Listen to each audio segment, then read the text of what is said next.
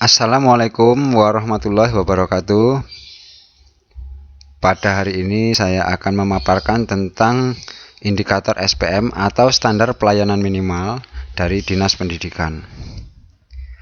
Perlu diketahui bahwa indikator SPM ini adalah indikator kinerja yang harus dilaksanakan oleh dinas-dinas guna mendukung program dari pemerintah pusat. Adapun indikator SPM dari Dinas Pendidikan itu di sini ada 3. Yang pertama adalah jumlah warga negara usia 5-6 tahun yang berpartisipasi dalam pendidikan PAUD. Indikator yang kedua, jumlah warga negara usia 7-18 tahun yang belum menyelesaikan pendidikan dasar dan menengah yang berpartisipasi dalam pendidikan kesetaraan. Indikator yang ketiga, jumlah warga negara usia 7-15 tahun yang berpartisipasi dalam pendidikan dasar. Jika data-data dari 3 indikator itu sudah diketahui, itu nanti kita bisa menghitung APM, APK, dan APS, di mana APM itu adalah angka partisipasi murni, kemudian APK itu adalah angka partisipasi kasar, dan APS adalah angka partisipasi sekolah.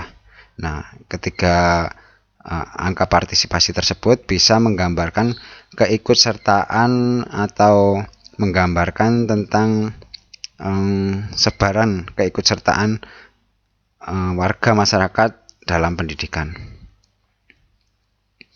Oke, langsung saja kita akan membahas rumus-rumusnya. Yang pertama kita akan membahas tentang APM PAUD atau angka partisipasi murni dari PAUD. APM PAUD itu rumusnya sama dengan jumlah siswa PAUD yang usianya 5-6 tahun dibagi dengan jumlah penduduk usia 5-6 tahun di wilayah tersebut.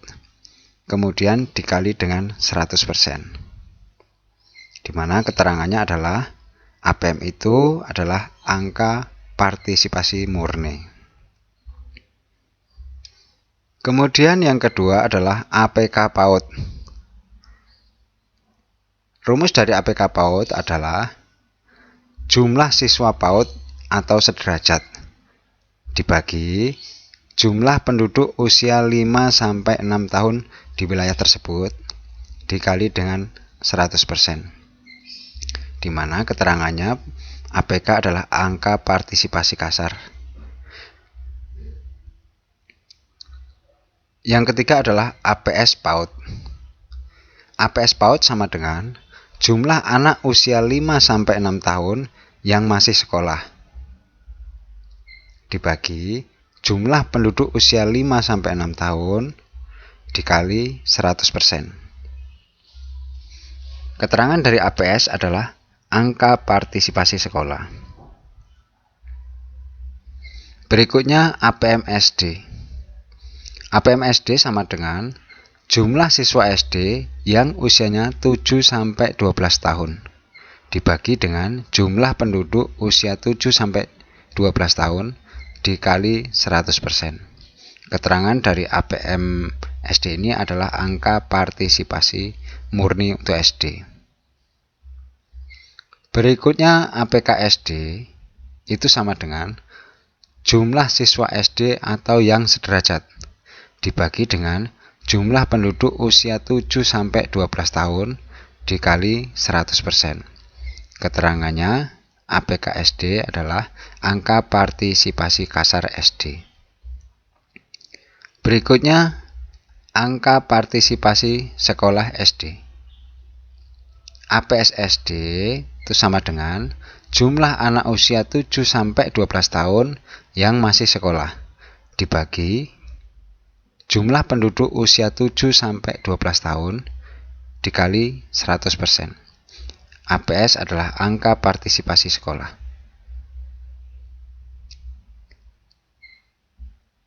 Berikutnya adalah APM SMP. APM SMP sama dengan jumlah siswa SMP yang usianya 13-15 tahun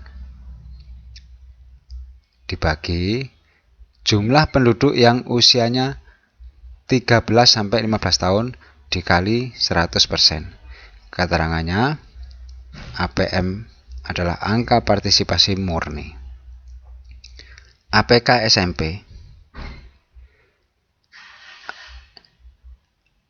APK SMP sama dengan jumlah siswa SMP atau yang sederajat dibagi jumlah penduduk yang usianya 13-15 tahun dikali 100%, di mana APK adalah angka partisipasi kasar.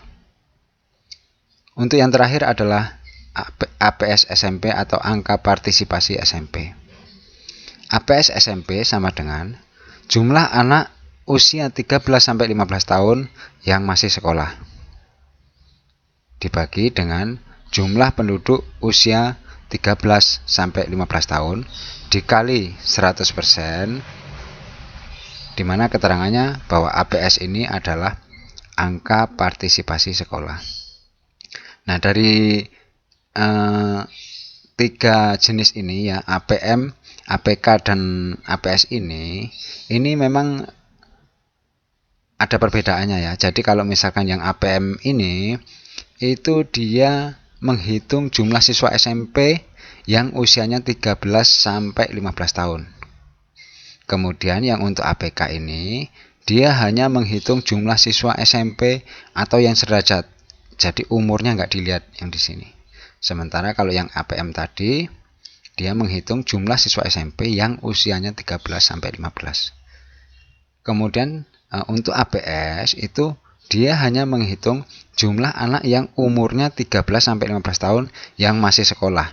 Entah itu sekolah SD atau sekolah SMP atau sekolah kesetaraan. Jadi yang dia hitung itu adalah yang umurnya 13-15 tahun dan dia masih sekolah. Demikian penjelasan mengenai indikator SPM dari Dinas Pendidikan. Saya akhiri. Assalamualaikum warahmatullahi wabarakatuh.